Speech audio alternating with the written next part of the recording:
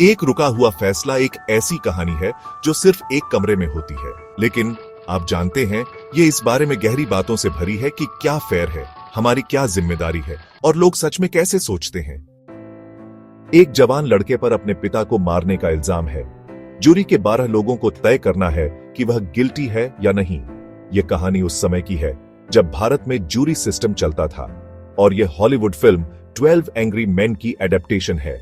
Jury system अब भारत में नहीं चलता है, लेकिन फिर भी यह एक जरूरी लेसन देता है।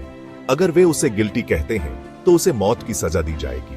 उनमें से 11 कहते हैं कि वह गिल्टी है, लेकिन एक आदमी कहता है कि उन्हें कम से कम लड़के को एक मौका देना चाहिए।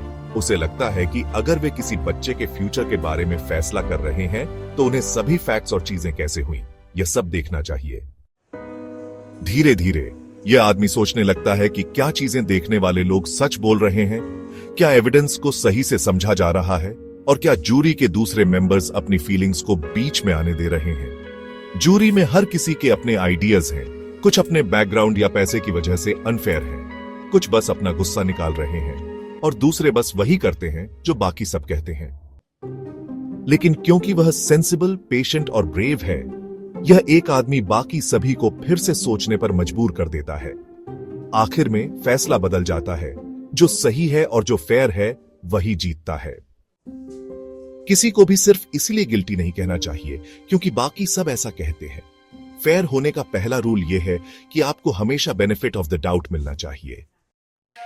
आप जानते हैं, आपकी बैकग्राउंड, आपका पैसा, आप जो कुछ भी झेल चुके हैं और यहां तक कि वे छिपी हुई चोटें जो हम सभी में होती हैं, ये चीजें अक्सर साफ सोचने में मुश्किल पैदा करती हैं।